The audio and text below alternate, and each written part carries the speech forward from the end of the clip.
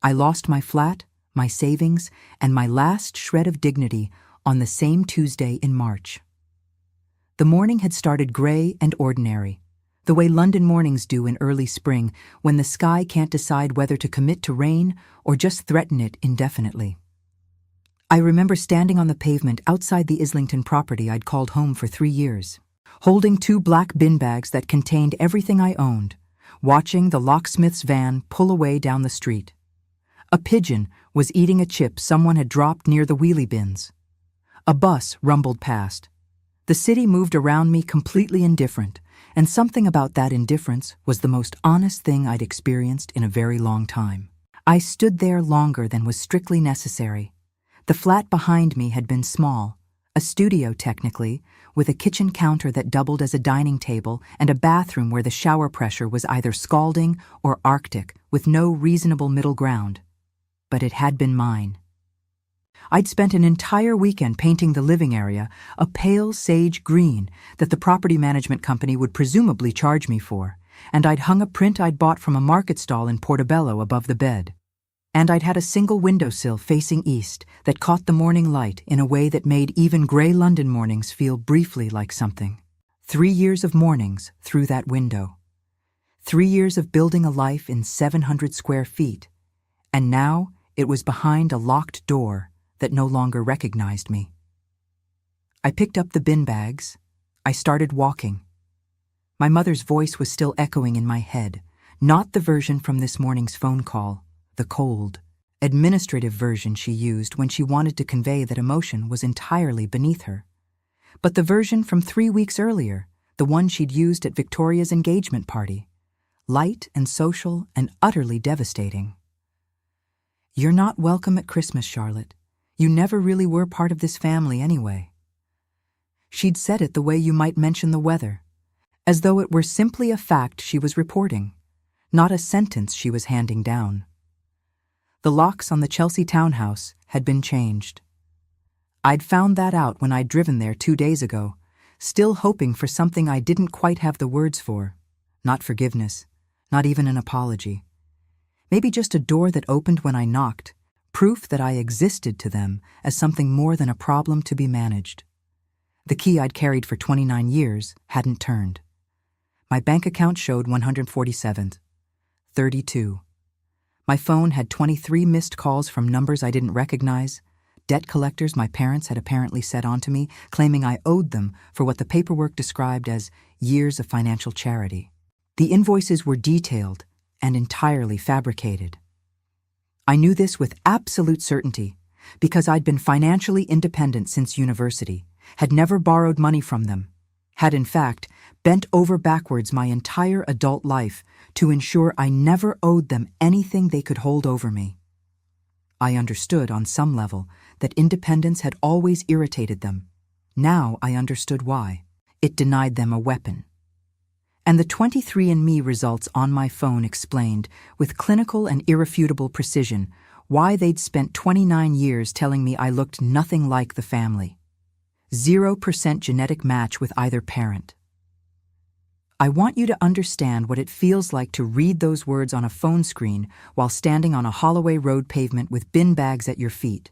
I want you to understand the very specific sensation of your entire life rearranging itself around a new truth. It isn't dramatic, the way films suggest it would be. It isn't a swell of music and slow-motion tears. It's something much quieter and much stranger.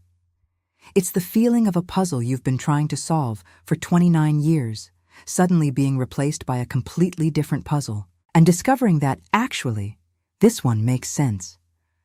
I started walking toward the tube station. My hands were shaking. Every Christmas photograph came back to me. Those annual torture sessions on the stairs of the Chelsea townhouse, my mother arranging us all in our coordinating outfits before my father took the photo. Victoria always in front, blonde and willing and performing the right amount of joy.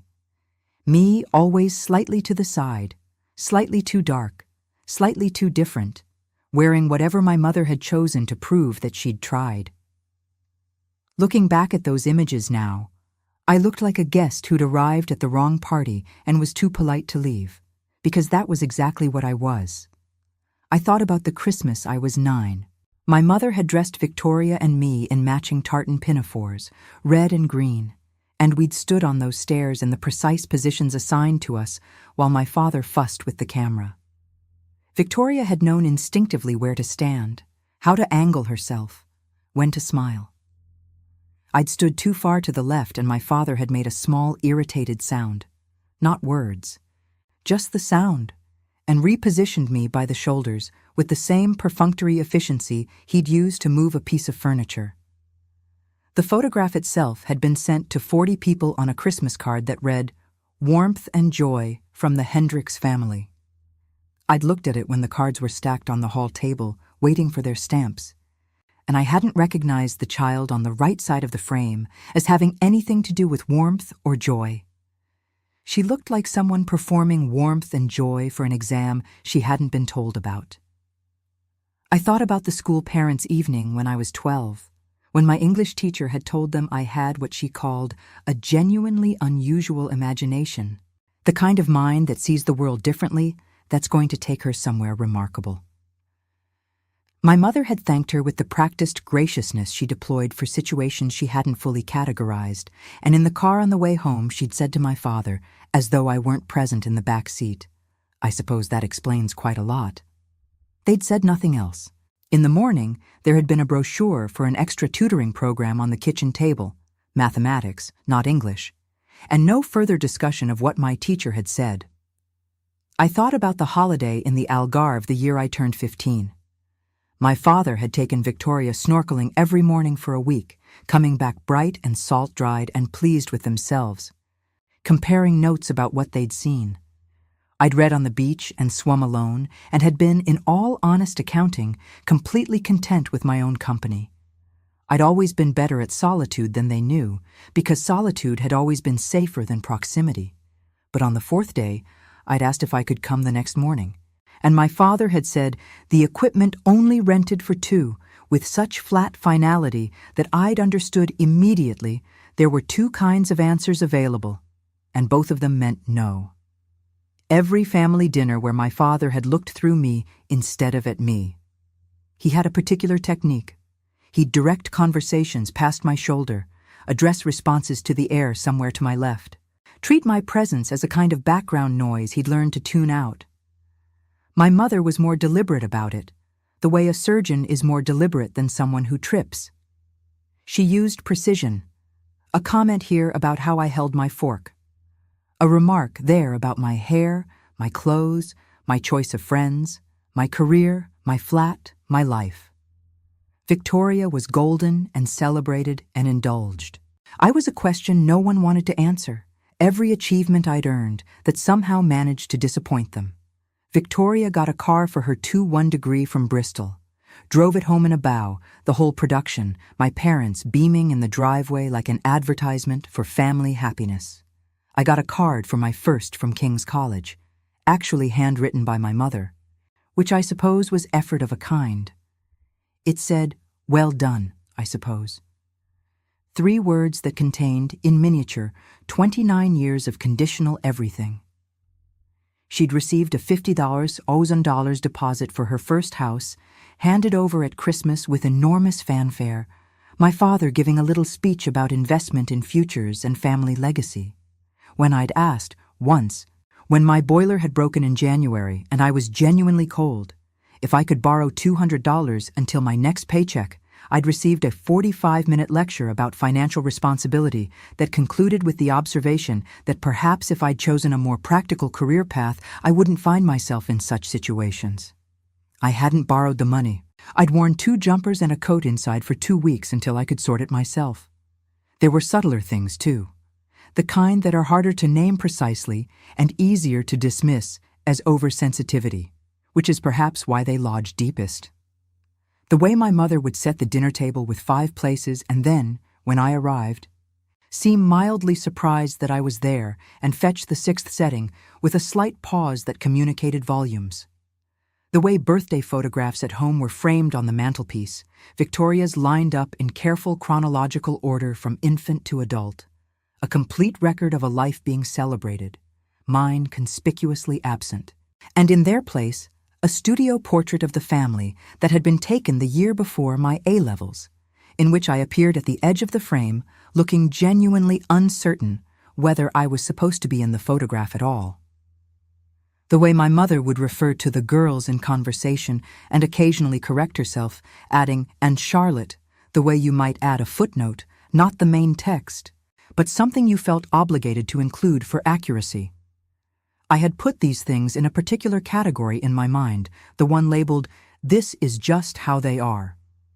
The category people create when the alternative, acknowledging that someone treats them with active contempt, is too exhausting to sustain. You build a kind of numbness, a callus, and you keep going. You tell yourself that families are complicated. You tell yourself that you must be doing something wrong. You work harder, shine brighter, achieve more, and you keep hoping that one day the achievement will be sufficient and they will finally see you. I'd been doing that for 29 years. There's a particular kind of exhaustion that comes from performing adequacy for people who have decided in advance that you won't achieve it. I want you to understand the specific physics of it. It's not the exhaustion of effort. Effort, in the abstract, is actually sustaining, because effort has a relationship to outcome, and outcome gives you something to stand on. What I'm describing is the exhaustion of effort that has been severed from outcome. You try, and the trying is registered and found insufficient, and you adjust your approach, and the adjustment is registered and found insufficient, and you keep going because stopping feels like conceding something you can't afford to concede. The callus builds. The performance continues. You get very good at it in the way that people get very good at things they do constantly. Not because the thing is meaningful, but because competence at least gives you something you can point to. I'd been competent my entire life. I'd been competent at school and university, and work, and in social situations, and at managing the particular minefield of being present in a family that found my presence inconvenient. I'd mistaken this competence for identity, which is an easy mistake to make when competence is the only tool available. Standing on the Holloway Road pavement that Tuesday morning with my bin bags and my 14732, I was competent still upright, still processing, still able to form sentences and read signs and navigate toward the tube. I'd been so thoroughly trained in the performance of being fine that I was performing it for an audience of strangers who weren't even watching. The tube station swallowed me whole. I stood on the platform, watching people rush past in both directions, everyone with somewhere to be, and I thought, this is what you look like to them. Someone in transit, someone passing through, someone who doesn't belong. But I was wrong about one thing. I'd thought the worst was already behind me. I had no idea what the next 14 days were going to teach me about rock bottom. Let me take you back 3 weeks, because you need to understand what came before the DNA test. You need to understand what pushed me toward it, and why I was standing on that pavement instead of sitting safely in my flat with a cup of tea, processing things at a reasonable human pace.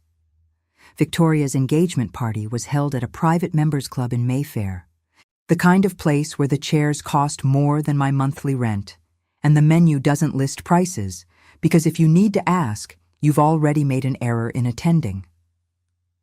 Her fiancé's family was well connected in a very particular London way.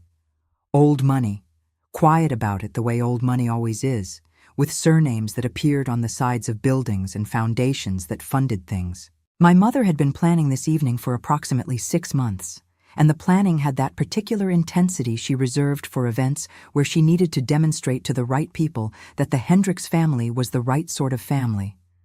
I debated not going. I want to be honest with you about that.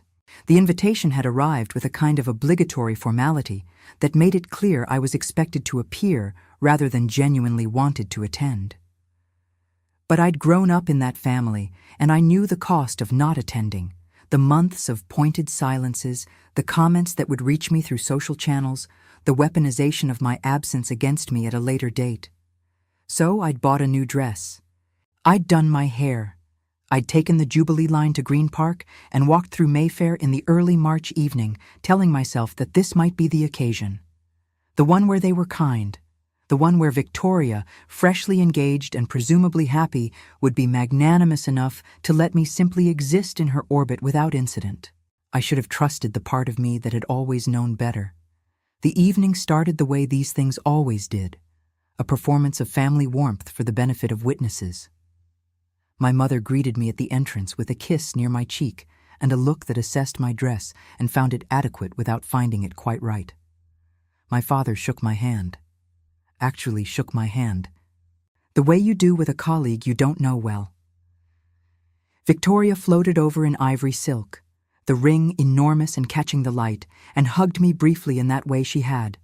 Arms out, body angled away, a gesture that looked like an embrace from a distance and wasn't one at close range. I found a corner. I held a glass of champagne. I smiled at the right moments and congratulated the right people and did my very competent impression of someone who belonged there. For the first hour, I managed it reasonably well. I'd had practice after all, a lifetime of practice in being adjacent to this family without being part of it. I made conversation with a couple who'd known my father through some professional connection, a woman who worked in events management and had helped organize the evening. A quiet man near the bar who turned out to be the fiancé's younger brother and who seemed, like me, to be doing his competent best at a party he hadn't entirely chosen to attend. We'd compared notes on the canapés with the mild solidarity of two people who recognized in each other the particular expression of someone performing enjoyment rather than experiencing it. I'd liked him, briefly. It had almost felt normal. Then my mother had caught my eye from across the room and given me the look, the one that said, "Circulate, don't cluster. You're making it odd." And I'd excused myself and drifted toward the larger group surrounding the newly engaged couple, which was precisely the wrong direction, and I hadn't known that yet. And then the moment arrived. The moment I'd been circling for 29 years without knowing it. I had wandered too close to the group surrounding Victoria's fiancé's mother, a sharp-faced woman named Patricia who was conducting a kind of rolling social audit of everyone in the room.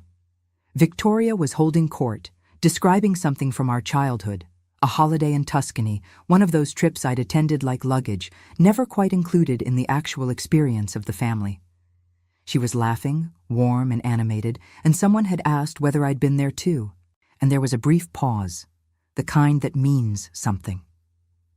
Victoria turned and looked at me with an expression I can only describe as fondly contemptuous, the look you give someone you find slightly absurd, and she said it loud enough for the entire group to hear, in a voice bright with amusement, performing for an audience she'd spent her whole life performing for. "Honestly, Charlotte, you're so different from us. You might as well be a stranger we found on the street. Even your face doesn't fit." She laughed. The sound of it was light and uncomplicated, as if it were a harmless observation about weather or furniture. Her fiancé's family smiled with the polite uncertainty of people processing something they can't quite categorize. And my mother, standing 3 feet away with a glass of Veuve Clicquot, smiled. Not at me, past me, toward Patricia, a small social smile that said, "You see what I deal with." My father nodded into his whiskey. I stood in the most expensive room I'd ever been in, wearing a dress I'd bought specifically for this occasion, surrounded by people who were celebrating someone else's happiness, and I felt something settle inside me. Not the familiar devastation, something older and colder than that, something that said, "Enough." The air in that room suddenly felt very specific. The warmth of it, the murmur of conversation, the clink of glasses, the smell of something expensive and floral that drifted from an arrangement near the window. I was aware of all of it with the peculiar sharpness of someone whose body has registered a crisis before their mind has caught up. I could feel the champagne flute in my hand and the specific weight of it, and the dress against my arms, and the sound of Victoria still laughing at something someone had said.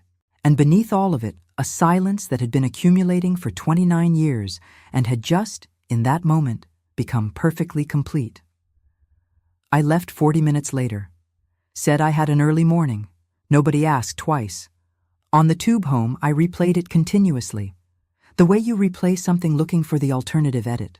The version where you said the right thing, where you found the perfect response that changed the room. There was no version. There was only what had happened.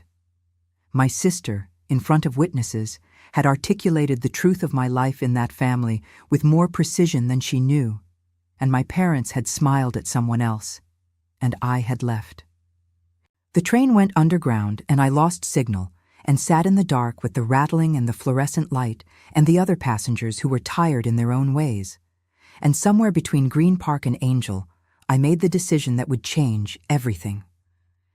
I bought the DNA kit the next morning at a Boots on Tottenham Court Road. Not in grief, not in anger, in a very specific and deliberate state of determination. I was going to find the Italian great-grandmother, the Irish ancestor, the genetic reason I'd always been dark-haired in a family of blondes and brown-eyed in a family of blues.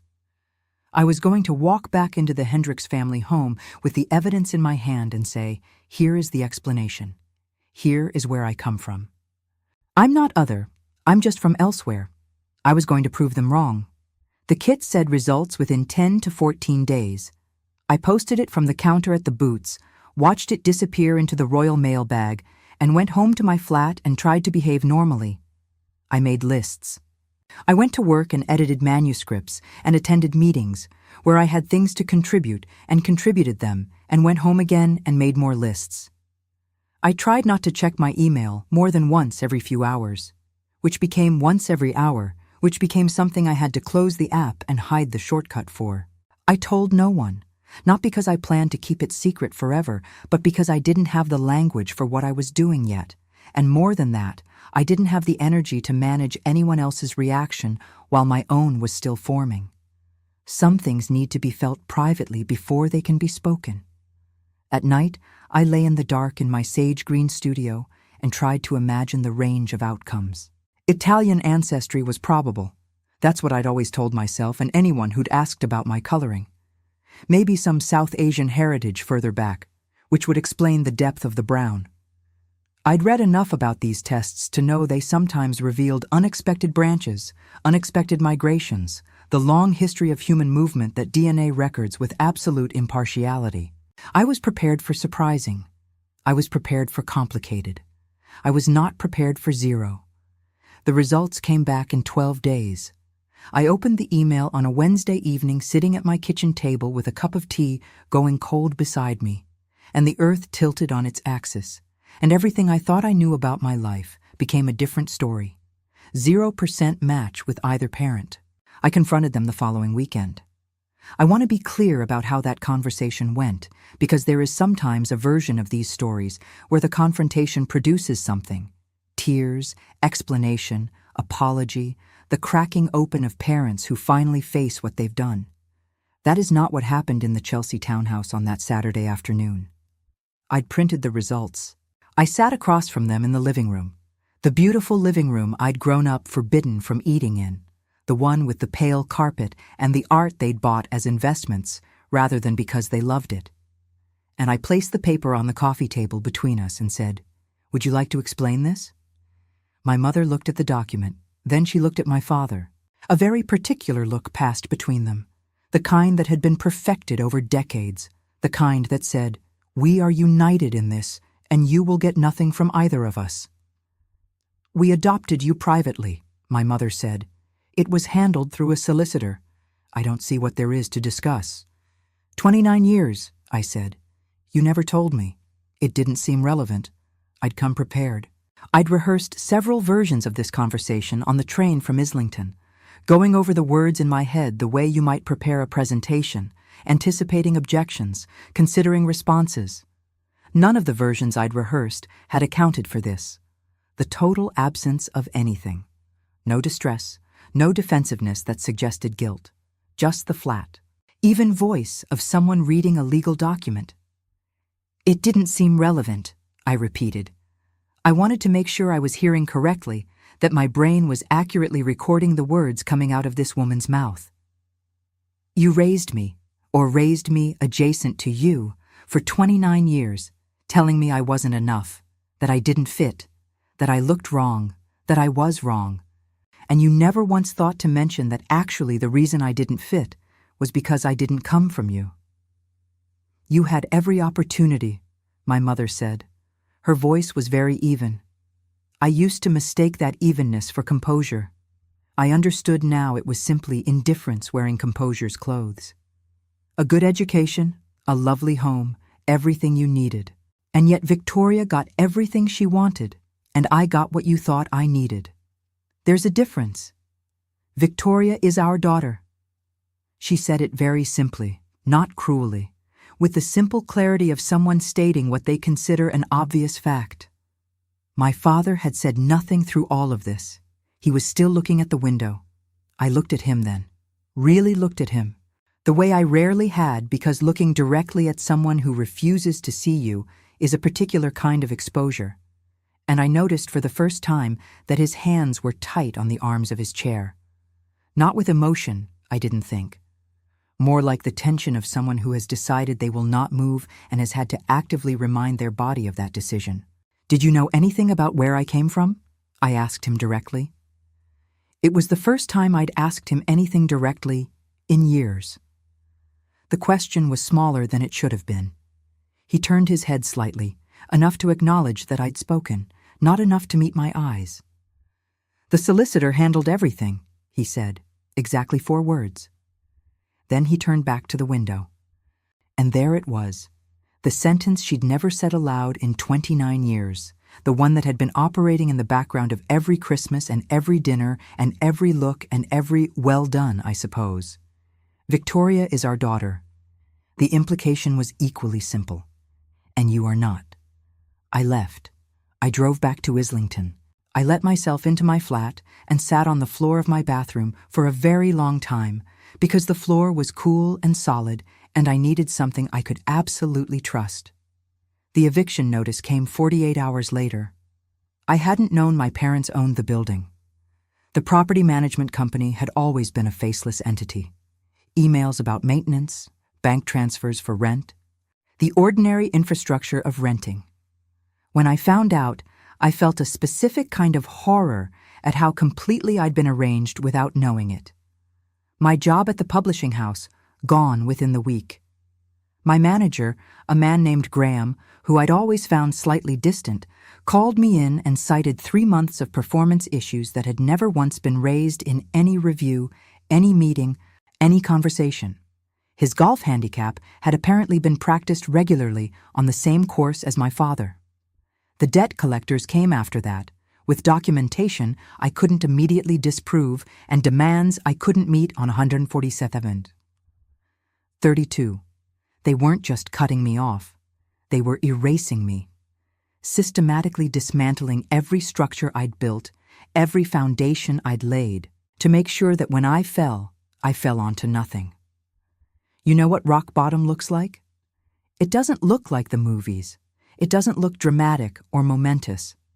It looks like a room in a women's shelter in Lewisham, where the single radiator rattles through the night and you share the space with 5 other women whose lives have also come apart for reasons they didn't deserve. Some of them have children who come to visit. I had no one. I'd grown up in that family, had organized my social world around them. Dinner parties, their friends' children, events. And when the family dissolved, so did all of it. Friends I'd thought were mine turned out to have been borrowed. The shelter had a routine, which was the one thing that held the days in any kind of shape. Breakfast at 8 in the communal kitchen, a small room that smelled of instant coffee and the particular staleness of a space where many people ate without joy. A woman named Denise, who'd been there 3 weeks longer than me, always had the radio on. Radio 4, oddly, which felt incongruous given the circumstances, but which also made the mornings feel like something other than emergency. She never asked why I was there, and I never asked why she was there, and we developed an unspoken agreement to simply coexist in the mornings without requiring anything of each other. It was one of the more honest relationships I'd had in years. There were 5 of us sharing the large room, and over 14 days, you learn a great deal about people without exchanging more than the minimum necessary words. The woman in the bed nearest the window had a daughter who came every Thursday with a bag from Tesco and spent an hour sitting on the edge of her mother's bed, not speaking much, just there. A woman named Priya had a mobile phone she kept on silent, but checked with a frequency that suggested she was waiting for a message that wasn't arriving. There was a young woman whose name I never learned. She kept herself separate, headphones always on, always angled toward the wall. And I recognized something in her posture. The practiced arrangement of someone whose body has learned to minimize the space it takes up. I had arranged my own body exactly that way at every dinner table in Chelsea for 29 years. I tried to keep working. Job applications, contacts, the ordinary machinery of someone attempting to rebuild. My laptop had survived in one of the bin bags, and the shelter had Wi-Fi, and I'd sit in the communal area in the evenings with the screen open, moving through job boards and sending emails and receiving either silence or polite rejections that all said the same thing in different arrangements of words. Someone had got there first. My references were compromised. I understood that too, eventually. The network I'd thought was mine had channels that ran through my parents, and those channels had been quietly redirected. On the 6th day, I found a job posting for a junior editorial assistant position at a small publisher in Bermondsey. Entry level, significantly below where I'd been. A salary that would need supplementing with agency work, but something.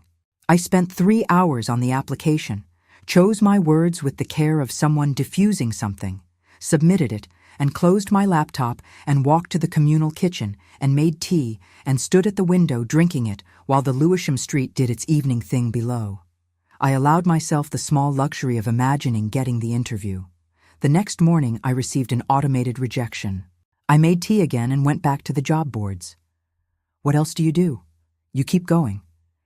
It's the only available option that doesn't lead somewhere you can't come back from. And I was becoming, in those days, increasingly familiar with the exact geography of that boundary. I'd been at the shelter for 11 days when I stopped eating properly, not as a statement, not as a strategy. I simply couldn't locate the energy. There was a dining room, and the food was hot and sufficient, and I couldn't connect the act of eating it to any future that seemed worth nourishing myself toward. On day 14, somewhere around 2 a.m, when the shelter was quiet and the city outside the window was doing its muffled nocturnal thing, I got up, put on my coat, and walked to Waterloo Bridge. I need to tell you about this because it's part of the story, and you deserve the truth of it. I stood on that bridge for 47 minutes. The Thames below was black and entirely without reflection. Not the beautiful dark water you see in photographs, but something much more absolute. I'd done the calculations, the cold arithmetic of absence, the tally of who would notice and who would care, and who would be affected if I were simply no longer there. The numbers kept resolving into the same answer. My phone was in my hand.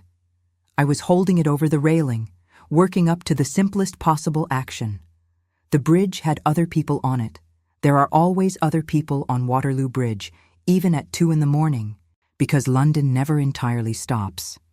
A couple had passed earlier, laughing at something. A cyclist had gone by without looking up.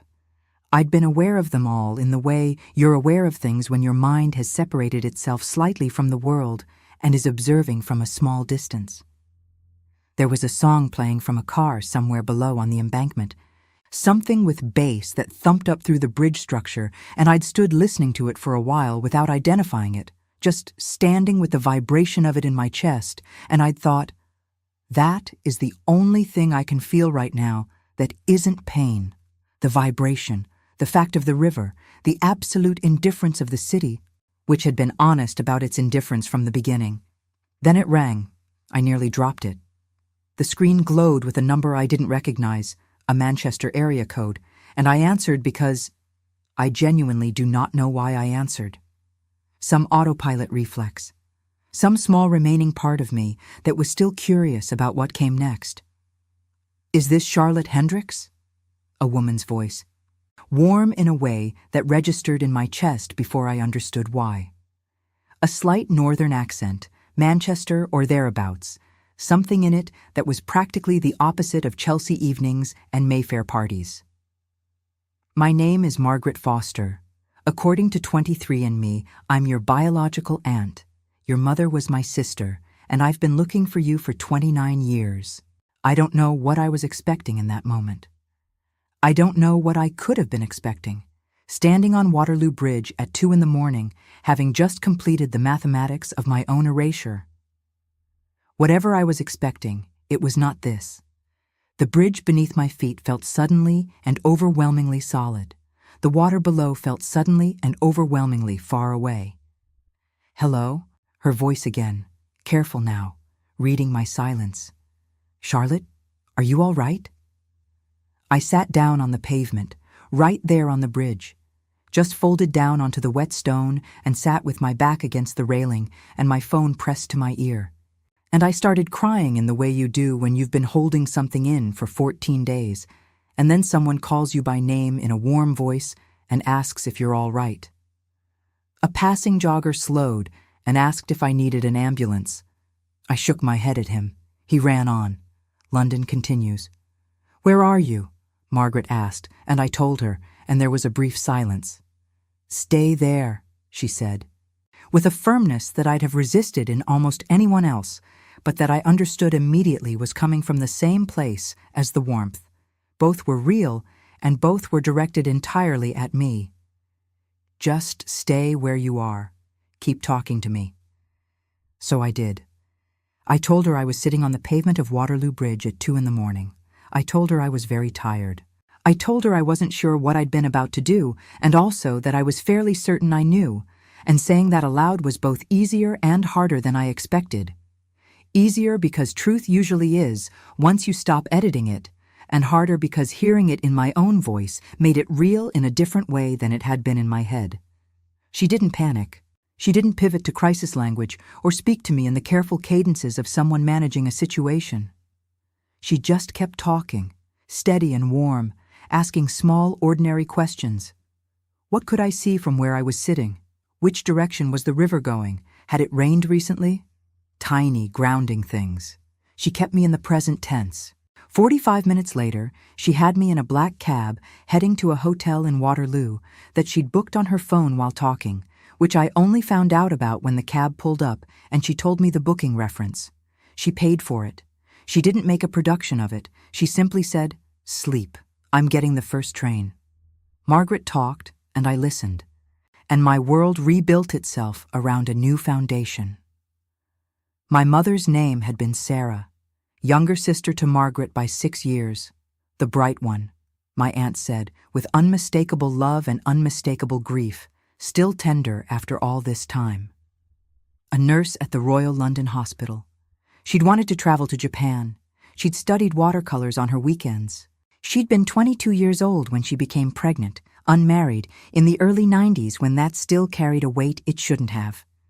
The father was 19, a boy she'd loved briefly and genuinely who'd panicked at the enormity of what was coming, and simply gone, disappeared. The way some people do when the world asks more of them than they know how to give. Sarah had carried me to term. Had planned, Margaret said, to raise me herself, to figure it out the way young women have always figured things out when left with no alternative. She'd had a room in a flat in Hackney. She'd bought a second-hand cot. She'd been happy, Margaret insisted, in the terrifying and certain way of someone who has made their peace with a difficult choice. She'd been happy. She'd died in childbirth. She'd held me first, Margaret said, her voice doing something complicated in the lower registers. She'd held me, and she'd been smiling. The Hendricks family had come through a private adoption arrangement organized by someone at the hospital. They'd seemed, on paper, exactly what a young woman's family might hope for. Money, stability, connections, a beautiful house. A daughter already, evidence they could do this. Margaret's family had agreed, believing they were giving me opportunities they couldn't provide, believing the promises about ongoing contact, about photographs, about being allowed to exist at the edge of my life. "They told us you'd be better off without us in the picture," Margaret said. "Working-class relatives would hold you back." That was the actual phrase they used. We tried for 2 years to get some form of visiting rights, some connection. Then they threatened legal action, and we didn't have the money to fight it. We couldn't fight people like that. Her voice held something between grief and rage that I recognized immediately, because I'd been carrying a variation of it my entire life. I've never stopped, though. Never stopped looking online, typing your name into searches, hoping you'd register somewhere I could find you. The DNA match notification came through yesterday afternoon. I've been staring at your photograph all night. We stayed on the phone for nearly an hour that night. I was still on the pavement of Waterloo Bridge when she told me about Sarah's laugh, the way it escalated unexpectedly at the end, becoming slightly too loud for formal settings, which Sarah had never bothered to manage because she thought anything worth laughing at was worth laughing at fully. I pressed my back harder against the bridge railing and felt the cold of the stone through my coat and listened to Margaret describe my mother, and something inside me did what I can only describe as recognizing. The laugh she described was my laugh. The too loud, slightly uncontrolled version that I'd spent years suppressing in the Hendricks household because my mother had said, more than once, that it wasn't becoming. It was my laugh. It had always been mine, and it had come from someone, and that someone had been a woman on a ward in the Royal London who'd held me first and been smiling. She arrived at King's Cross at 9 the next morning. I was there before the train came in, standing at the barriers in the same coat I'd worn to the bridge, which I thought about later with a particular complicated feeling. When she came through the gates, I knew her immediately. She was dark-haired and brown-eyed, and her smile went slightly crooked at one corner, and I'd seen that smile in every mirror I'd ever stood in front of and been told it looked odd. She was carrying a thermos of tea and a folder of photographs, and she saw me, and she walked faster, and she hugged me like I was someone she'd been waiting to hug for a very long time. Which I was, which she had been. We sat in a cafe near the station for 4 hours. She opened the folder and my mother looked back at me from a dozen different photographs. Sarah at nursing school graduation in her uniform, Sarah on a beach somewhere with her head thrown back laughing, Sarah at Christmas, in a living room that looked nothing like Chelsea, surrounded by people who were clearly glad she was there. My face, again and again, my eyes, my hair, my slightly crooked smile that had apparently been called odd by people who'd had no earthly idea where it came from. I looked at each photograph for a long time, the nursing school one in particular. Sarah in her uniform, diploma in hand, standing in what looked like a hospital corridor with the particular fluorescent brightness of NHS lighting, and her expression was one I understood immediately. It was the look of someone who has worked for something and is standing inside the proof that they got there. I had worn that expression once before, when I'd received my first from King's, and I'd had no one to photograph me in it. Here it was, in my mother's face, 33 years before I'd know it existed. The same tilt of the chin, the same brightness. I picked up a photograph of Sarah on the beach. She was laughing at something just outside the frame, her hair blowing forward, one hand raised to push it back, the other holding what appeared to be a large ice cream. She looked entirely in her body, entirely in the moment, entirely uninterested in whether the photograph was composed well or whether she appeared dignified in it. I had never once in a Chelsea photograph looked like that. I had never let myself look like that in front of the Hendricks family because loose and happy and physically unself-conscious were not qualities they rewarded. But alone in my flat on Saturday mornings, or with colleagues I actually trusted, or reading something that made me laugh so suddenly I couldn't manage it, there I was. There she was. My hands were shaking again, but differently from how they'd shaken on the Holloway Road pavement. This was something coming apart that needed to come apart. Something that had been held too tightly for too long, finally releasing. I put the photograph down. I picked it up again.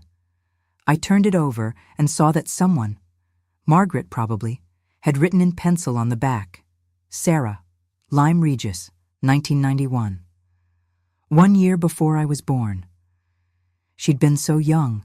She'd been happy on a beach in Dorset a year before she held me, and she'd been happy when she held me.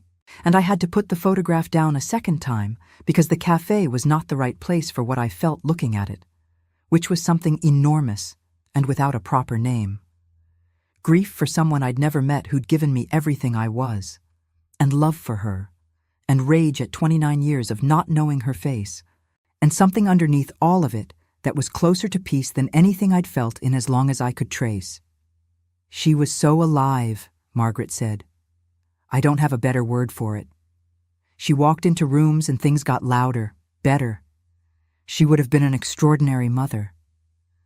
Her hands were around the tea thermos, and they were tight. When I think about what they did with her child, what they made of 29 years they had with you. She stopped, started again. I know what they did to my sister's child, and I know they've got something coming to them. You're not alone anymore, Charlotte. I've got resources, and I've got rage, and we're going to fix this.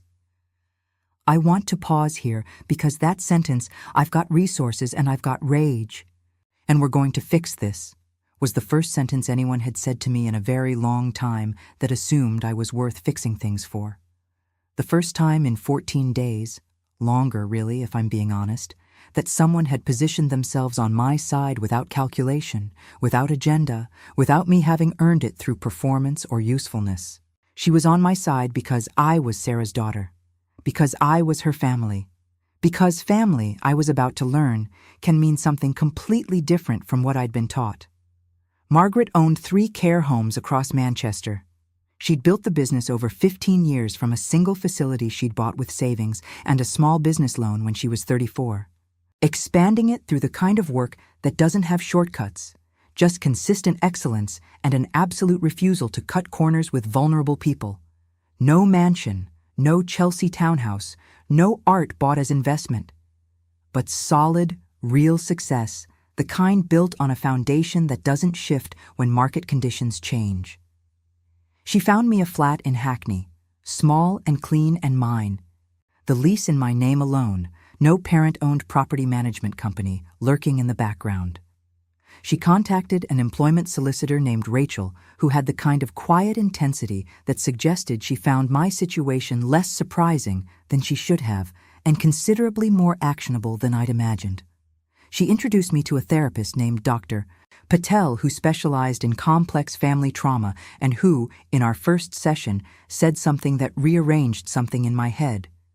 The opposite of love isn't hate, it's indifference. What your family gave you was curated suffering, which requires attention and intention. You weren't nothing to them. You were a project. Understanding that changes what you need to heal from. And Margaret brought me into her business. Start at the front desk, she said over dinner in her Manchester kitchen. A warm kitchen with plants on the windowsill and a notice board full of photographs. The kind of home that exists because someone loved it into that shape. Learn how every department works. But I'll tell you this now. You've got your mother's brain, and you've picked up something from whoever raised you that I suspect they didn't intend to give you. A very precise understanding of how it feels to be invisible. That's not nothing in care work. That's actually everything. The employment tribunal found in my favor 6 weeks later. Rachel had presented the timeline of my dismissal against my father's documented relationship with my former manager with the efficient pleasure of someone who'd been waiting to make exactly this argument.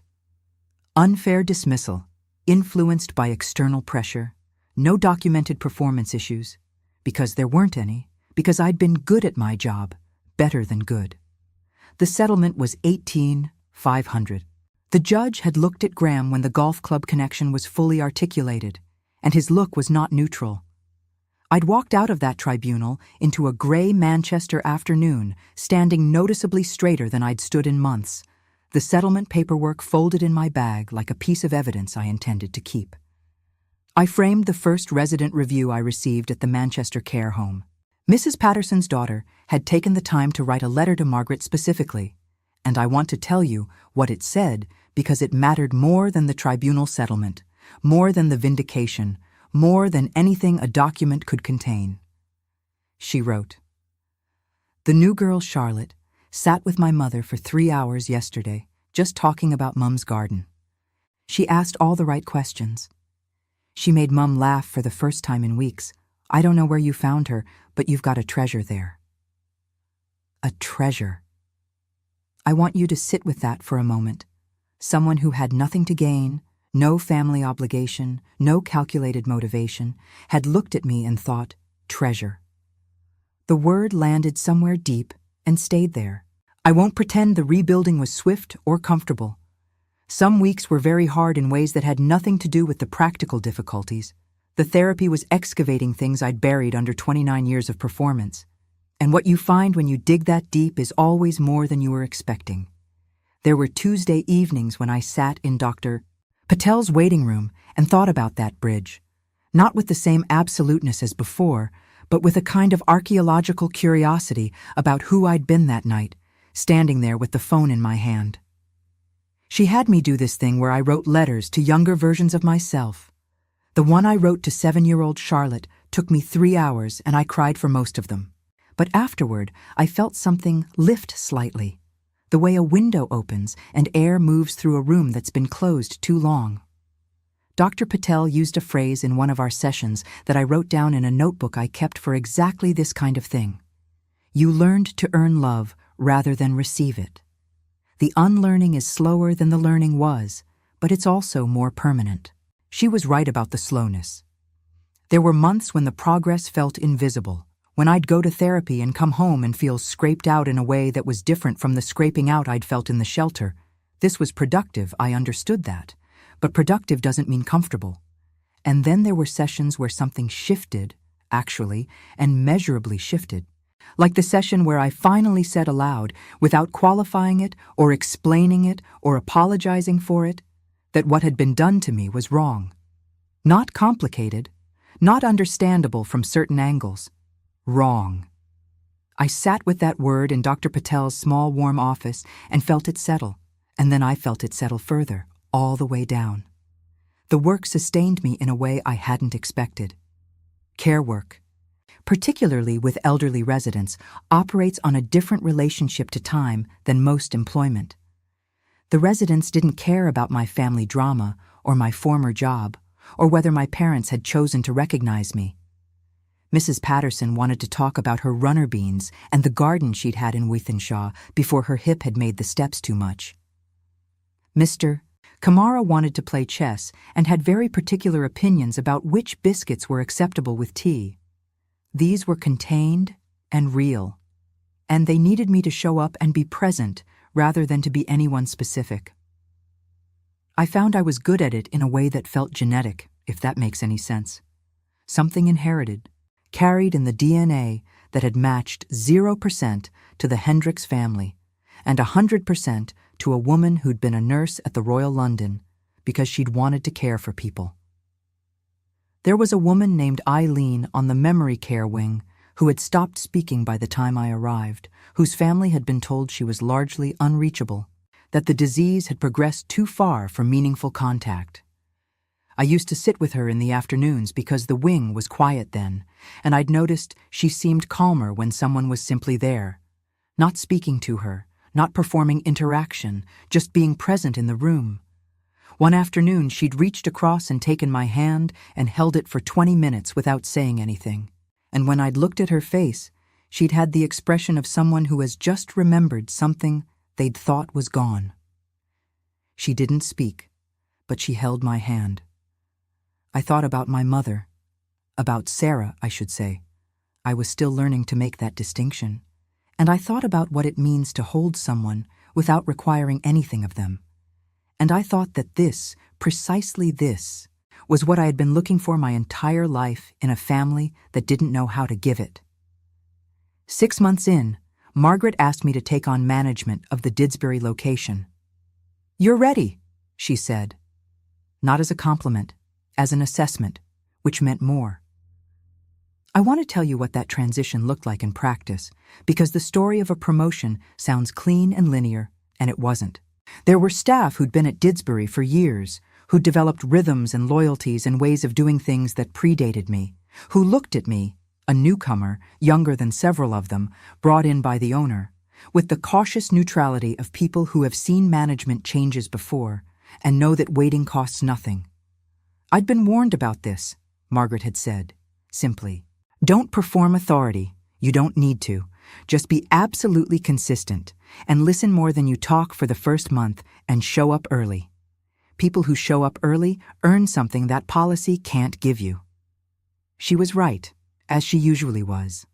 The first month I arrived before anyone else every morning, and I learned the building, which radiator took 3 attempts to start, which resident slept poorly and needed quiet near their room at night, which member of staff was carrying something extra and needed a check-in before handover.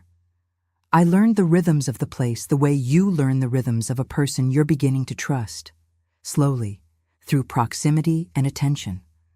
By the end of the second month, I had what I can only describe as fluency in that building, a sense of it as a living thing with its own needs and patterns, and the staff had relaxed in the way that people relax when they've concluded that someone is, in fact, reliable. That reliability was something I'd always had. What was new, genuinely, productively new, was that it was finally being used in a place that valued it. A year in, I was overseeing operations across all 3 facilities: scheduling, compliance, staff development, quality management. The Manchester Evening News ran a feature about our care ratings, which were the highest in the region 2 years running, and the journalist mentioned me by name as having brought what she called an unusual combination of operational rigor and genuine warmth to the organization. My LinkedIn profile started receiving connection requests from people I hadn't reached out to. I was invited to speak on a panel at a care management conference in Birmingham, one of 3 speakers, on the subject of innovation in elder care. I want to tell you about preparing for that conference because it's relevant. I was in my Hackney flat the night before the train, and I was going through my notes, and I thought about the last time I'd been asked to speak publicly. It had been at a departmental meeting at the publishing house, a quarterly review, and I'd prepared for a week and been interrupted 3 times by Graham and had the credit for my own project quietly redistributed to a colleague. I sat at my desk the night before Birmingham and felt the difference between preparing a presentation because you're afraid of what happens if you get it wrong and preparing a presentation because you have something worth saying. I got it right. It was on the train back from Birmingham, somewhere between Macclesfield and Stockport, with the Cheshire countryside going past the windows, that my phone rang with a London number. Margaret's investigator contact had found something. I met him at a coffee shop in Hackney the following weekend, a quiet, unremarkable man named Gordon who worked in property research and had apparently been keeping a professional eye on the Hendricks family situation at Margaret's request. He placed a folder on the table between us with the methodical care of someone who has delivered difficult information before. Inside was a paper trail covering 18 months, property transactions, business filings, court documents. The Hendricks family finances, it turned out, had been a sophisticated performance for a very long time. The Chelsea townhouse had been mortgaged to approximately 90% of its value for years. The payments maintained through a combination of my father's consulting income and investments. The consulting income had depended heavily on relationships maintained through the social network he'd spent decades cultivating. And a network built on the appearance of wealth and respectability is a precise and fragile thing. When the story of what he'd done to me had circulated through certain circles, the fabricated debt collectors, the engineered job loss, the exploitation of the property he'd owned without telling me, it had reached people who found it distasteful. The golf club membership, it appeared, had implications my father hadn't anticipated when he'd weaponized the connection. Victoria's engagement had ended when her fiancé's family had conducted their own quiet investigation and discovered that the Hendricks fortune was, to a considerable degree, imaginary. The fiancé himself had apparently not been entirely surprised. His family's research had simply confirmed what months of proximity to Victoria had suggested. The wedding had been called off in a brief conversation that Victoria had apparently not handled gracefully. The investments had collapsed through a combination of poor choices and the compounding problem of people who'd previously been willing to do business with the Hendricks family having quietly reconsidered. They'd moved to a flat in Croydon. I sat with this information for a moment. A flat in Croydon. The same family who had described my Islington studio, within earshot, as barely habitable and a very strange choice for someone with pretensions, who had attended dinner parties in Chelsea and Kensington and Mayfair, who had treated their address as a character reference. In a flat in Croydon, somewhere smaller than anything they'd have considered for me. Gordon closed the folder. "I thought you should know." "Thank you," I said. I ordered another coffee. I sat there for a while after he left, watching Hackney do its Saturday afternoon thing around me. A man with a dog, a couple arguing cheerfully about which direction they'd come from, a group of teenagers eating chips on the bench outside. And I tried to identify what I was feeling. It wasn't triumph exactly. It was something more complex and less satisfying than triumph. The feeling you get when the last piece of a very long equation finally resolves. The Hendricks family had built everything on the appearance of something they weren't. A perfect family, except it contained a child they resented. A great fortune, except it was borrowed against itself. A social position, except it depended on not being looked at too closely. They'd spent their energy maintaining the fiction rather than building the reality, and when the fiction became too expensive to sustain, there was nothing underneath it. I'd lost everything they'd built around me and discovered I was still there, still myself. The thing they'd called nothing had turned out to be the most durable thing in the situation. The complete picture came through a month later, in the form of a small notice in a financial newspaper's court section. Margaret brought it to me over dinner, placing it on the kitchen table between us with a deliberateness that suggested she'd been thinking carefully about how to present it. Bankruptcy proceedings. My former parents, listed with the formality of court documents, leaving a building I'd seen them enter in a photograph that accompanied the brief article. They looked smaller than I remembered. My father especially. The commanding quality I'd grown up fearing. The presence that had made his indifference feel like a verdict rather than a limitation, was simply absent. He looked like a tired man in a coat that needed cleaning, and I had to look away from the photograph because what I felt looking at it was the last thing I'd have predicted. Pity. Not the sentimental kind, not forgiveness, and don't confuse the two. Pity and forgiveness are entirely different movements, and I wasn't prepared to perform the one I didn't feel. But something adjacent to sadness, the recognition that they'd had everything and spent it poorly. They'd had a daughter, 2 daughters technically, except they'd only counted one, and they'd squandered both of us in their different ways. Victoria had apparently, according to the social media I tried to look at only occasionally, moved in with a friend after the Croydon flat became untenable, and was not, based on available evidence, in regular contact with her parents. The family had consumed itself, which was, in its way, exactly what it deserved. Margaret and I talked about it that evening for a long time. She made tea, the real kind, properly brewed, the way she'd made it since the morning she'd arrived at King's Cross with a thermos and a folder full of my mother's face. She said something I've thought about many times since. Your mum used to say that cruelty is always a disguise. Nobody is cruel because they're strong. They're cruel because they're afraid of something, and they choose a target to manage the fear. The question is whether you let their fear become your story. She paused. You didn't. I hadn't, but I want to be honest. I hadn't managed not to by virtue of some natural resilience or inherent strength. I'd managed it because on a bridge at 2 a.m, a phone had rung. Because someone who'd spent 29 years keeping a light on for me had found the match notification and driven to a station at dawn with a thermos of tea. Because the systems that were supposed to hold me, family, employment, housing, had failed in the same week, but a stranger who was actually my family had arrived in their place. That matters, the luck of it, the specific improbability of it, because it could have gone differently, and it almost did. And I carry that knowledge with me, not as trauma, but as information. There are people standing on bridges at 2 a.m, doing the same arithmetic I was doing, and the phone doesn't always ring. That knowledge is part of why the work I do matters to me. We take care of people. We show up. We sit with Mrs. Patterson for 3 hours and ask about her runner beans because it matters that someone asks.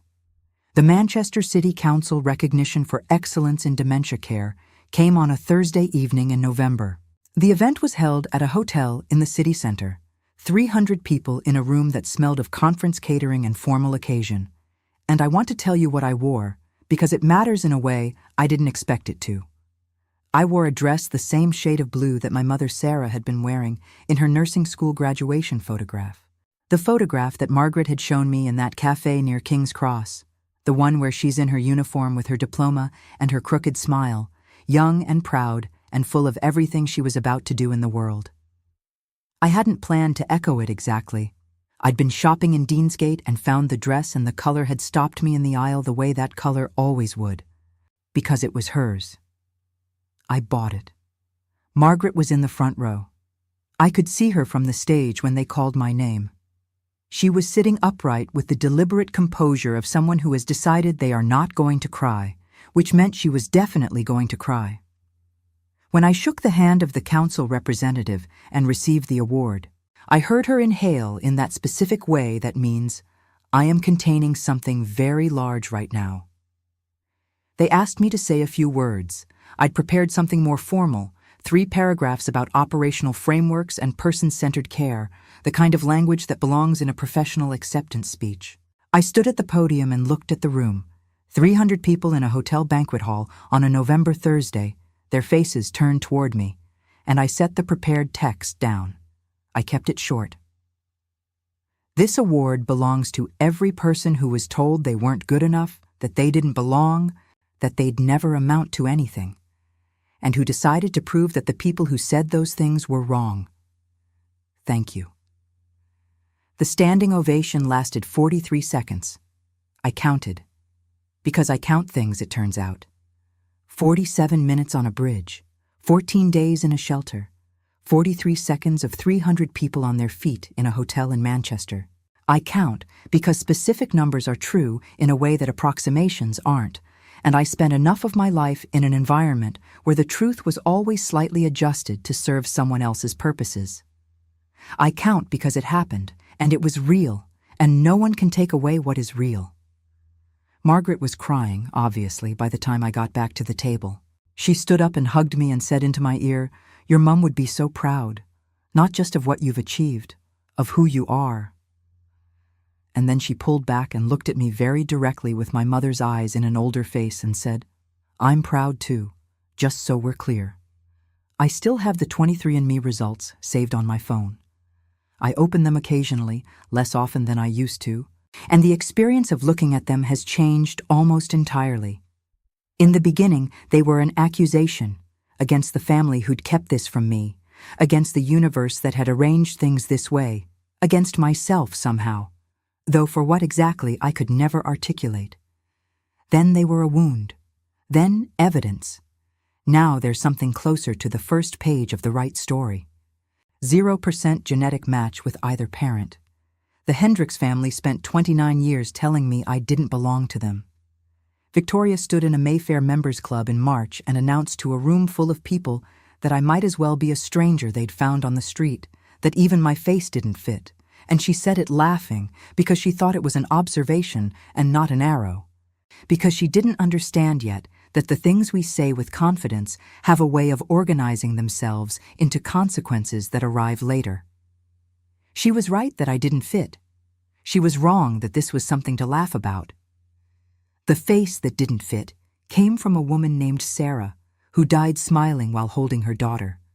The dark hair came from her, and the brown eyes, and the slightly crooked smile, and apparently the brain Margaret keeps referencing, and the instinct to sit with people and ask the right questions, and the creativity that has me painting on Sunday mornings with a specific shade of blue I keep coming back to.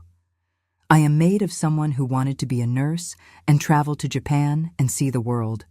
And those wants live in me like an inheritance I'm only now learning to spend.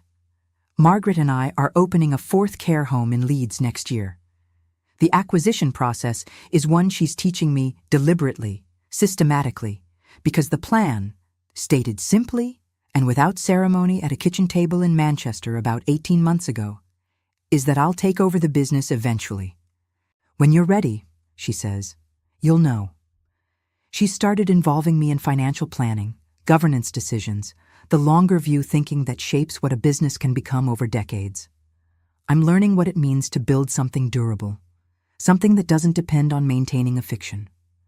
I have a photograph of Sarah on my desk, the nursing school one, which Margaret had a copy printed for me from the original after I'd stared at it too long in the cafe, and she'd understood, without being told, that I needed it.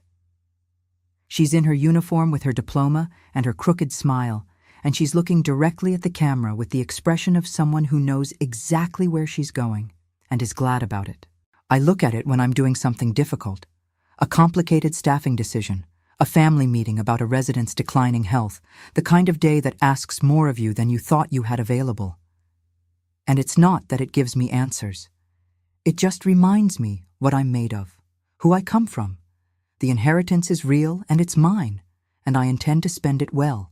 I'm considering a master's degree in healthcare management at Manchester Metropolitan. The application process is underway. There are certain kinds of knowledge that matter structurally, that provide frameworks for doing things better at scale, and I want those frameworks. I want to be the best version of what I'm building.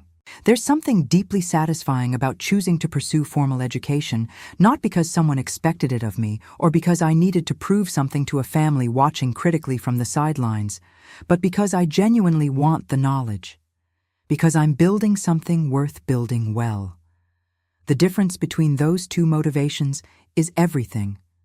And knowing the difference is, in its own quiet way, one of the gifts that came from losing everything at once.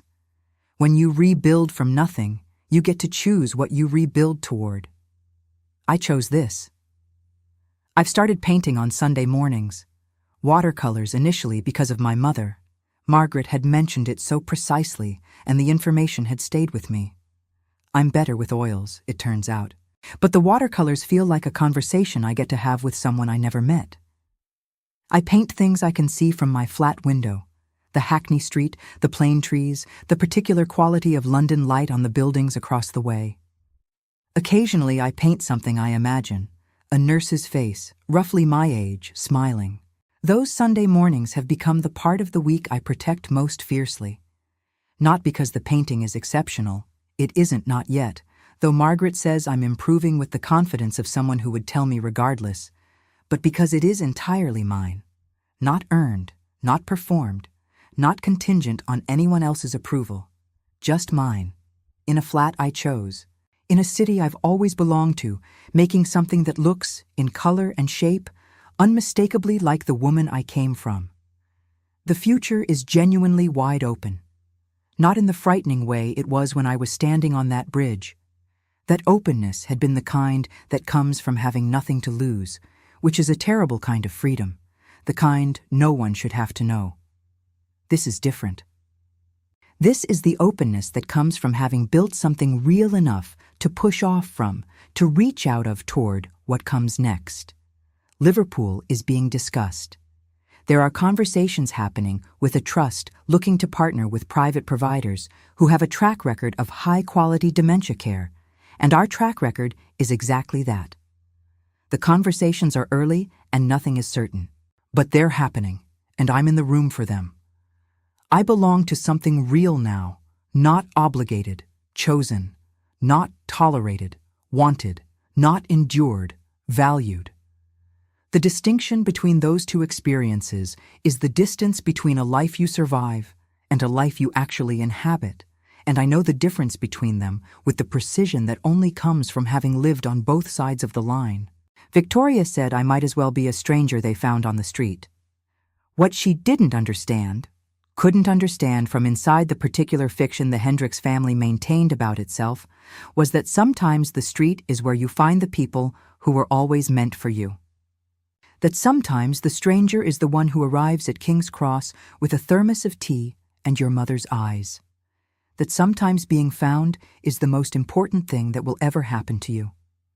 I was found at 2 a.m. on a bridge over the Thames, which is the most London thing I can possibly imagine, and everything that has happened since, the flat, the work, the award, the Leeds care home, the Sunday morning painting, the master's application, the biological family who appear in my life now with the frequency of people who are simply there.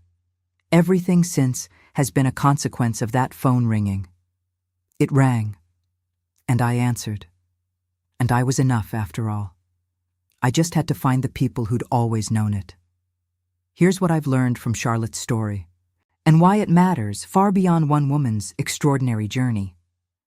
Research consistently shows that our sense of identity and belonging in early life does more than shape our emotional well-being. It determines the neural pathways through which we process failure, rejection, and challenge. Children raised in environments of conditional acceptance, where love must be earned, where belonging is never quite guaranteed, develop what psychologists call hypervigilant attachment patterns. They become experts at reading rooms, at managing others' perceptions, at performing competence even under crushing pressure. These are adaptive skills.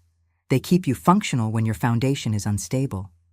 And they are also, it turns out, precisely the skills that enable a woman to walk into a tribunal, manage a care facility, accept an award with grace, and build a life from nothing. The cruelty that was intended to diminish Charlotte produced the exact capacities that made her extraordinary. This is not a justification for how she was treated. It is a recognition that the human drive toward meaning is stronger than the conditions designed to prevent it. Belonging is not given. It is found, built, recognized, and chosen. And the people who tell you that you don't belong are almost never authorities on where you actually fit. They are simply people with a vested interest in keeping you from finding out. If someone in your life has ever made you feel like you don't fit, I want you to consider the possibility that they were describing their own limitation, not yours. If Charlotte's story moved you, if something in it resonated with something you carry, please hit the like button. It helps this channel reach people who might need to hear exactly this. And you never know whose algorithm you're helping. Leave a comment telling me where in the world you're watching from. I read every single one, and I want to know which corner of this planet you're in right now. Tell me whether you've ever felt like you didn't belong somewhere, and what you found when you looked somewhere else. If you're new here, subscribe. Every week I bring you a story like this one. Real, human, complicated, and ultimately about the extraordinary things people build from the worst situations they never deserved. What time is it where you are right now? Drop it in the comments. There's something I love about knowing that these stories reach people at 2 p.m. on their lunch break, and at midnight when they can't sleep, and at 7 a.m. on the bus to work. And the video waiting for you on your screen right now, don't scroll past it. I know that sounds like every channel says that, but this one is different. The story coming next involves a decision made in 60 seconds that a family spent 15 years trying to bury. And the one person they never considered a threat who turned out to be the only person who could uncover it. You'll want to have seen it before everyone else is talking about it. Thank you for spending this time with Charlotte's story. And with mine. I'll see you in the next one.